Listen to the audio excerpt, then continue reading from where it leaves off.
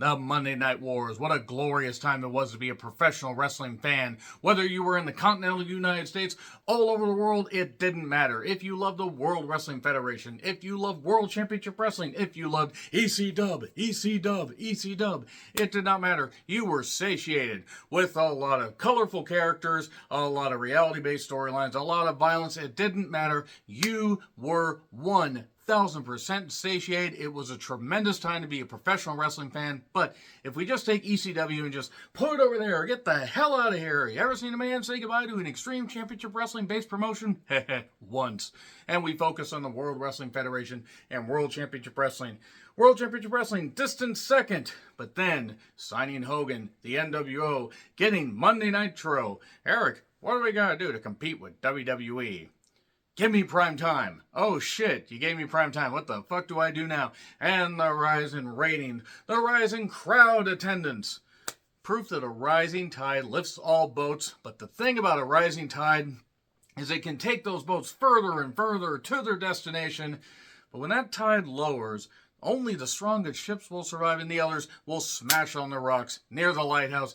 They will wash ashore like Natalie would, and then we will be left to wonder, man, what could have been?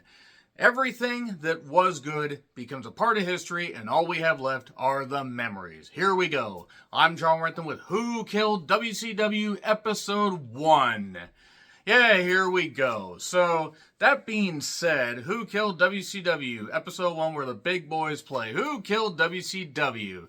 Death by 1,000 cuts is the way that Eric Bischoff described it. And he's right. I have a few theories about what killed WCW, and I could probably do an entire video just on that, after I review this 4-part episode series from 7 Bucks Production and Evan and Jason from Dark Side of the Ring. I'll give a few things as to what I think killed WCW. The fact that a lot of executives didn't want WCW to be part of their portfolio. It was too wrestling. We don't want to have anything to do with the wrestling. To be fair, WCW had been a money loser for years and years and years, and only Ted Turner was the one that really loved it.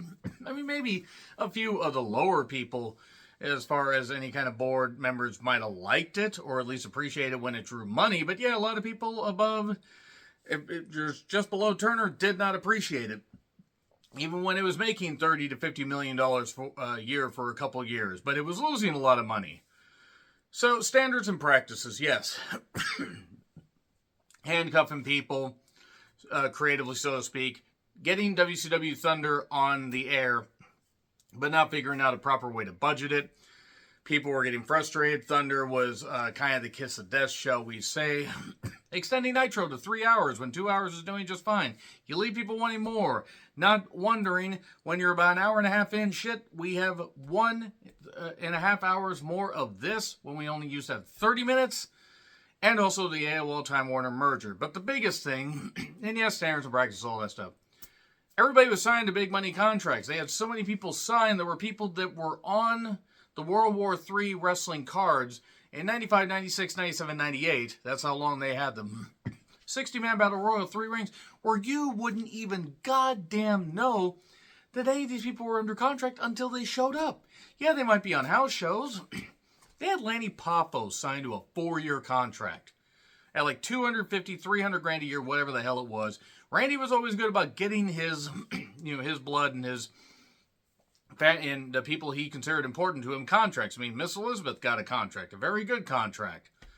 And my God, I wish Liz was still here. That being said, those big money contracts, as long as they were selling out arenas like crazy, and as long as the ratings are up, and as long as everything skyrocketed and didn't, burst up like the goddamn Challenger, they were fine. Here's the problem.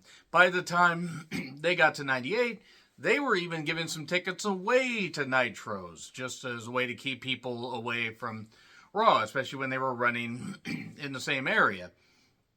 And then their pay-per-views, by the time we got to Super Brawl 9, that was their last one where they hit almost 500,000.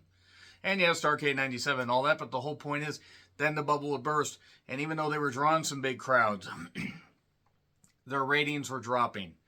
Attendance was dropping. like, you know, at some of the TV tapings, they were having issues. They were running in big arenas. They were running through a whole, you know, litany of, you know, issues. They were running into like just brick wall after brick wall. Like, you know, they were running into the wall like they were Dale Earnhardt Sr., for God's sake. It was insane. And no wonder they eroded. See, here's the thing. If they didn't have everybody under big money contracts, if they got some of the lion's share of the pay-per-view revenue. Because apparently, rumor, innuendo, Turner Home Entertainment got a bulk, if not all, of the pay-per-view revenue. If WCW had gotten some of that, especially when they were drawing 300,000-400,000 pay-per-view buys, even if they just got a couple million from those pay-per-views, they would have been doing great. But no, Turner Home Entertainment got that, and the shell company was losing money. They lost $15 million in 99, $65 million in 2000, and they were only in operation for what, almost 4 months. In 2001, God forbid, they probably lost about $20 million right there. So yeah, let's talk about what killed WCW. Certainly not $7 Productions, because Rock just has to be all over this to repair his image after Black Adam flopped. It is hard to believe that World Championship Wrestling did close its doors with the last Nitro. Excuse me. I apologize. Allergies. Feeling a little bit under the weather. I apologize. Don't worry. I'm good. But, you know, the last Nitro was on the 26th of March, 2001. Funny thing, though, the last official WCW show was, I believe, WCW Worldwide, which had Scott Hudson and Mike Tenay hosting, and it was like a clip show and everything, a cheesy clip show. Hard to believe, though, it has been that long. So, I did love the unseen footage of the last Nitro and everything, all this behind-the-scenes stuff, I think stuff that WWF shot, and all this production stuff. It was really, really cool to see that. Plenty of talking heads, same as it ever was. No reenactments, just footage. That's good. Booker T, Eric Bischoff, Kevin Nash, Bill Goldberg. I have to channel Bret Hart there. Conan, Medusa, Bret Hart. A lot of praise for Bret Hart's going to be coming up in these episodes. A little bit here, but they're going to go into more granular detail, I imagine, as far as to his contract situation. The Rock, of course. DDP, good God, y'all. Bang. I'm not going to do a diamond cutter symbol because I believe he has it trademarked. And he is the king of bada bing. Kevin Sullivan, who I hope he's all right. He looks like he has been eroding. Vince Russo, then again, Sullivan's got to be in his 70s. Vince Russo, let me just say right now, Vince Russo, if you are fans of Vince Russo, you are not going to like what I have to say in future episodes. Because if you thought what I said about him and, you know, in that Bash at the Beach, 2000 Dark Side of the Ring, or a Brawl for All Dark Side of the Ring is bad, you ain't seen nothing yet. I retro-viewed the entire last year of WCW from the reboot episode all the way to the last Nitro. Just so you know, because I really ranted about that. Or rant about him, that is. Brad Siegel, former president of Turner Networks. WCW, they rose to prominence. I lived through the fucking Monday Night Wars. I know deep down what ended up killing it. It was ego. It was being driven by, not fear, not even driven by anger, just driven by stupidity. Money is the root of all evil. It was able to, you know, carry them pretty far because Turner had a big checkbook. Sure, if the AOL Time Warner merger hadn't happened, we wouldn't know what. Who knows? WCW might have kept going. But by 1999, standards and practices or not, they were self-destructing because they didn't elevate enough goddamn people in time. I mean, there were numerous times where people were like, why don't you elevate Rey Mysterio? Eddie Guerrero never got past the U.S. title. I'm not saying Eddie Guerrero as world champion would have necessarily worked, but they were passing that thing around like Sonny in the 90s. So why in the world couldn't you, you know, give some people a proper title run? Oh, they gave renowned murderer Chris Benoit a world title win at Sold Out 2000. Way too late. Boy, howdy. But Booker T didn't win a world title until 2000. All this stuff, I mean, Chris Jericho, back when Chris Jericho wasn't a hypocrite like he is in AEW, he actually could have meant something, but nevertheless. So yeah, it's self-destructed. Everybody was happy to be a distant number 2 except for me. Bischoff was being paid well by Turner and wanted to be number 1. I don't blame him. He was driven to do that. The thing is Bischoff was just as much of a problem, or just as much of a reason the company had a problem as he was for the successes. So, blew up fast. Death by 1,000 cuts. Who killed it? Gee, I can't wait to see what revisionist history they do. They did enough managing of the bullshit here, but they glossed over some things. I wonder if they're going to go back and dissect a few things. The AOL dial-up sound, my God, what a time that was. Yes, kids, we actually used to have something called dial-up. There was something called a landline phone, and you would have to take the phone plug, and you would have to plug it into, the little outlet thing and plug it in there. Kind of like how you have to charge your phone or charge your tablet or your router. You would have to do that, and you would hear this. So Sonny Ono and Eric Bischoff, they create that Ninja Stars thing where they throw the stuff and it sticks to them, and it's silly, but you know what? Hey, he still has a box. That was kind of cool. Aired on AWA television. He talks to Vern Gagne. I did like the Gagne Pro Wrestling report, 1495. You imagine Vern Gagne trying to write stuff and trying to appeal to like any wrestling fan that was born like after the 1970s. I mean, could you actually, then again, by that point that would have been something, but yeah, Vern Gagne trying to appeal to somebody when he was born in like the late 20s. Nevertheless, the pay was minimal. Then the pay just stopped because Vern was having issues. That's been covered in other stuff.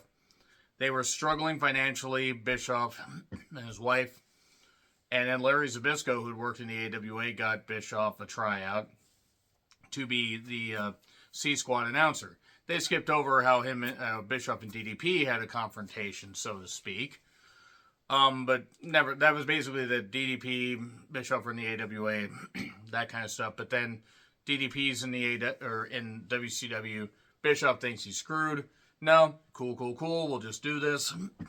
Janie Engel, who was great in this, the executive assistant for WCW, she talked a little bit, and then they just, god damn it, all the cartoonish bullshit in WCW.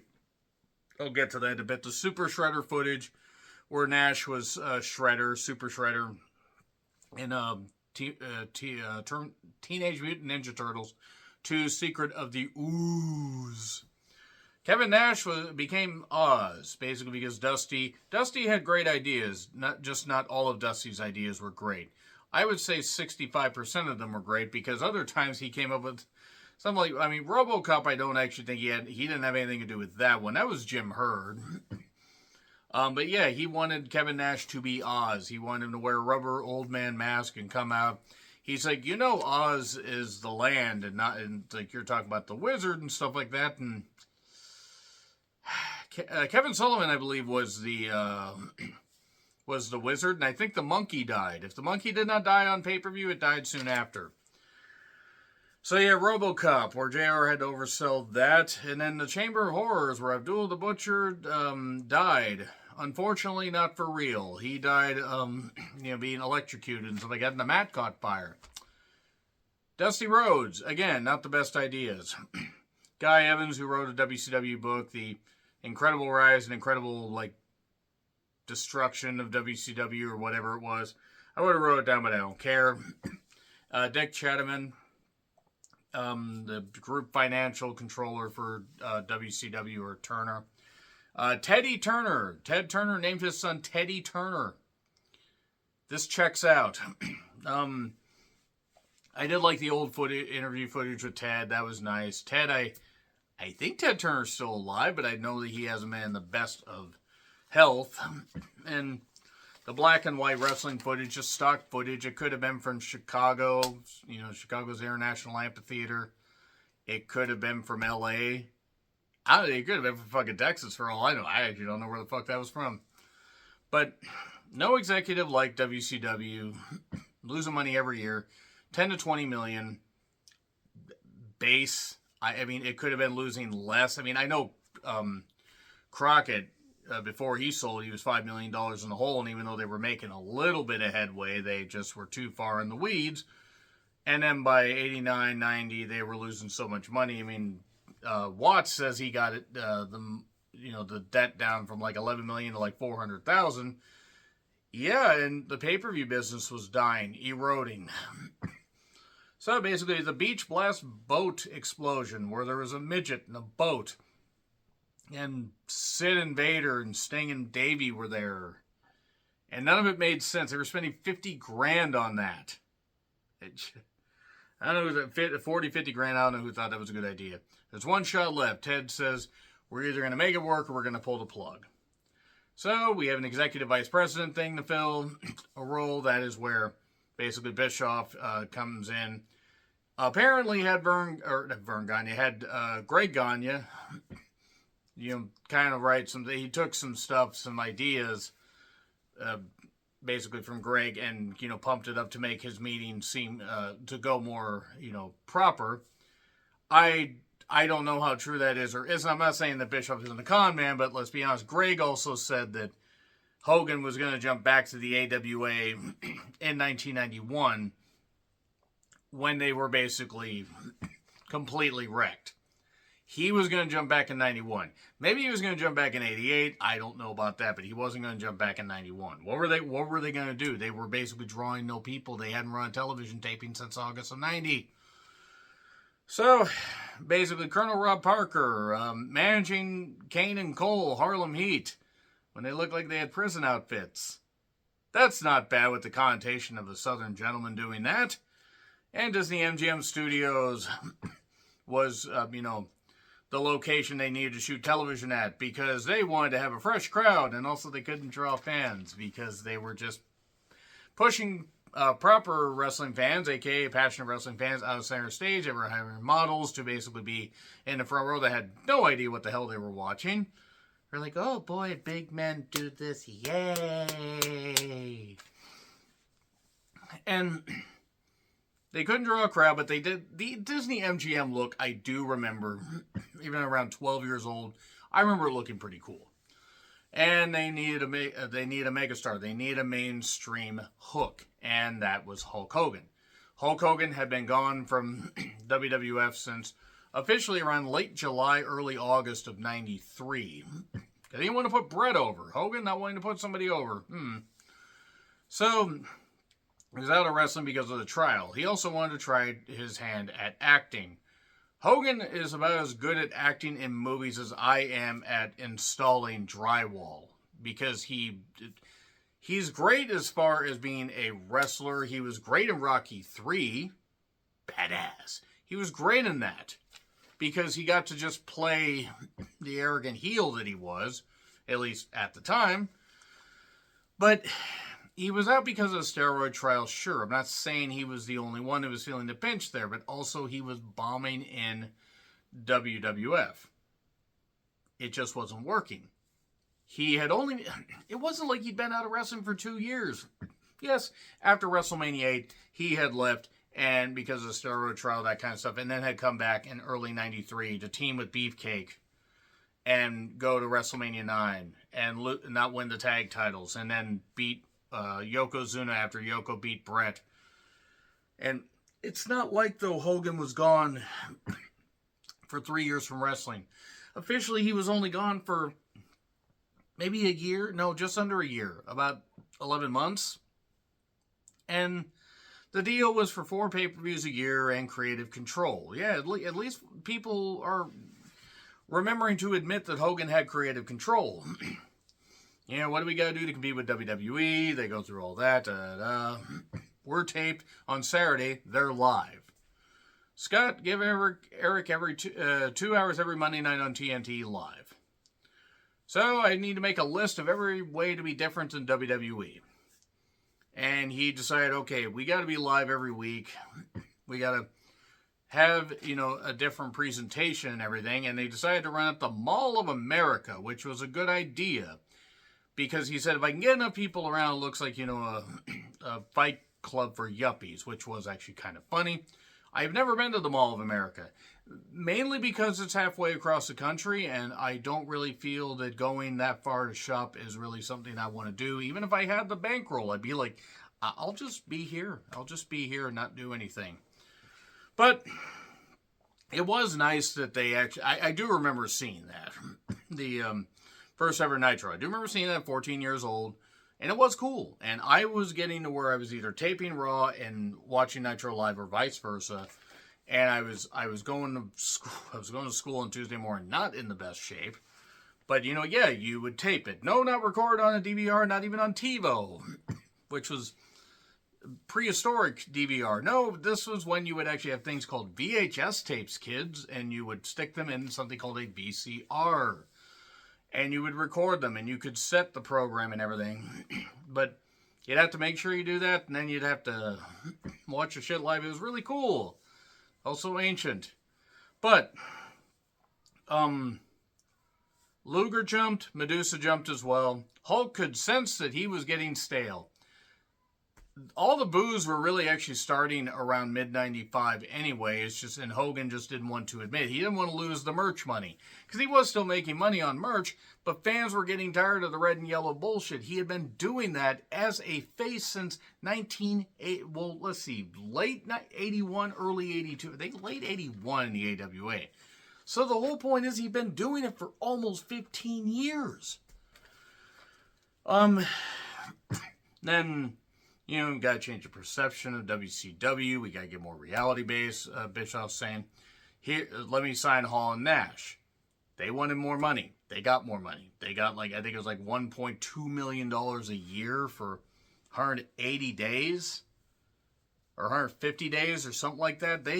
Even if it had just been $750,000 for 150 days, that's still more than, goddamn Vince was willing to pay. So, Hall shows up. "You people, you know who I am, but you don't know why I'm here." Nash shows up a couple weeks later, and I believe mentioned that his son passed away. His son who did pass away in the last year. I feel bad for Nash for that. No parent should ever have to bury their child. Nash showed up, and I believe his son was born a couple days after that. And that would lead us to Great American Bash. This did lead to a lawsuit because of how both of them were acting. Vince is really touchy about his intellectual properties, and who touches his paralegal except me. So, Bischoff got put through the table. Hogan was filming Santa with Muscles. The idea to, create this third man was going. Who's the third man? Oh, I didn't want to tell Hogan that I had talked to Sting. Oh, you're looking at him. Now, he said he flew out on set and told him that. I always heard, and this is what I thought I heard on the NWO documentary, but Eric's story could have changed, that Hogan called him and said, "Who's the third guy?"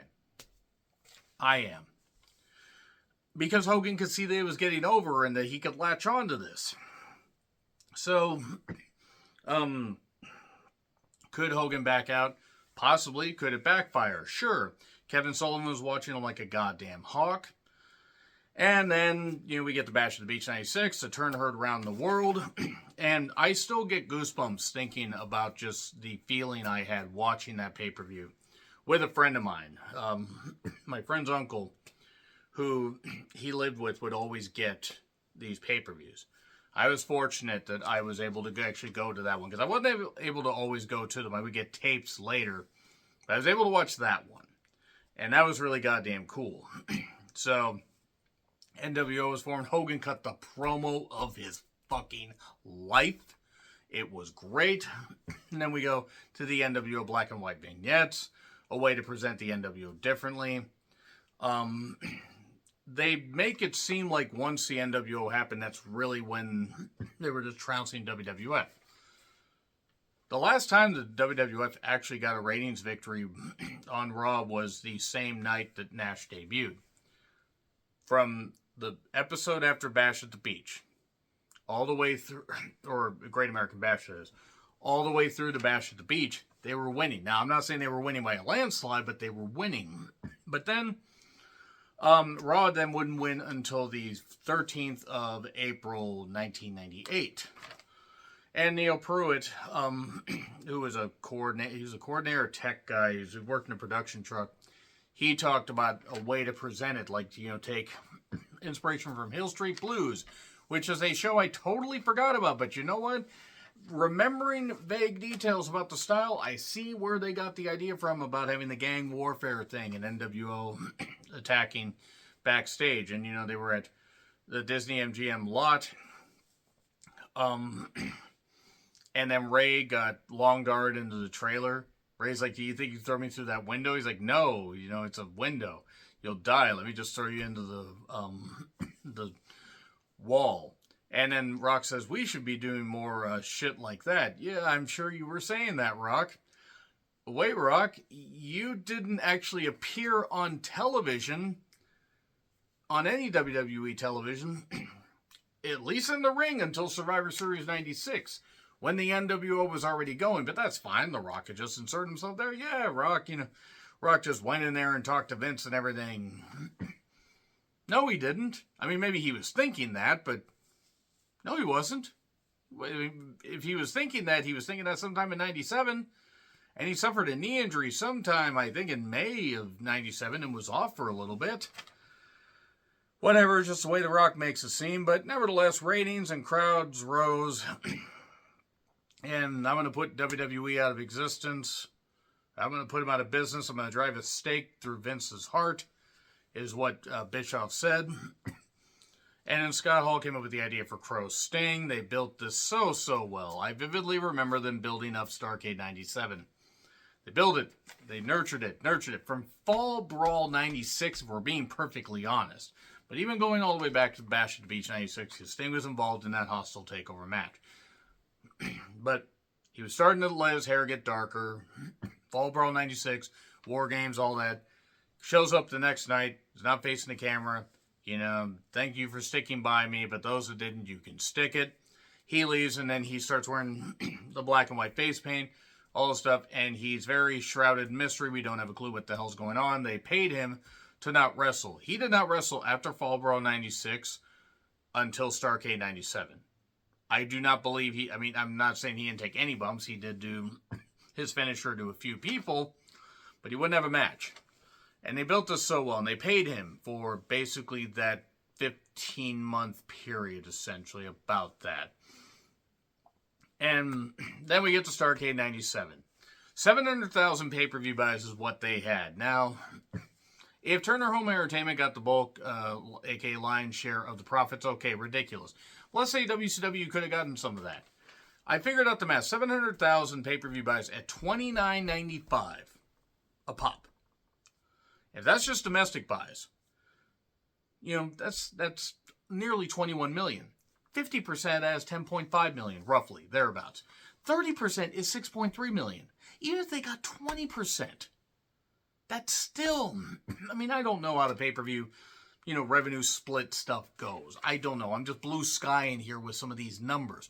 But if they even got some of that, even if they got the 30%, 6.3 million, it would have been worth it. And all they had to do, and I talked about this in the NWO documentary, I've done plenty of videos on it, all they had to do was have Hogan lose the Sting clean. They didn't. And even Bret Hart was like, this finish is fucking stupid, it's terrible. Hogan said, that doesn't work for me, brother. Because why the hell would Hogan want to do that? Oh, Sting's not motivated. Hogan didn't want to do it. Because Hogan was a goddamn politician and a piece of shit.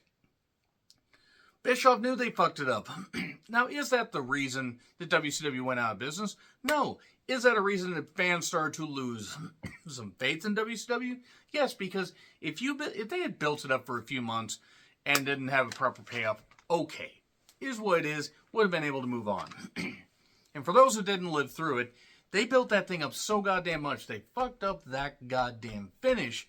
And then the next night, they do a convoluted bullshit thing where Hogan pins Sting, nullifying the decision. They hold the title up through Sold Out 98 to Super Brawl 98, where yes, Hogan and Sting had a better match, but god damn it. But then WWE got edgy in 96 and especially 97.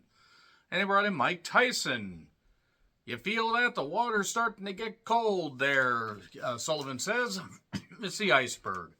And next week we're going to talk about more stuff. I imagine they're going to talk about 98. They're going to talk about the finger poke of doom. And we're going to get into stuff like that. And Hogan, or not Hogan, but Brett says, Hogan was puppet master and Bischoff was just his little, puppet. Marionette net. So yeah, That's it for Who Killed WCW Episode 1, where the big boys play. What do you guys think? Let me know your thoughts in the comments. Like, share, subscribe, Twitter handle in the description. I'm John Rentlin. I'll see you soon.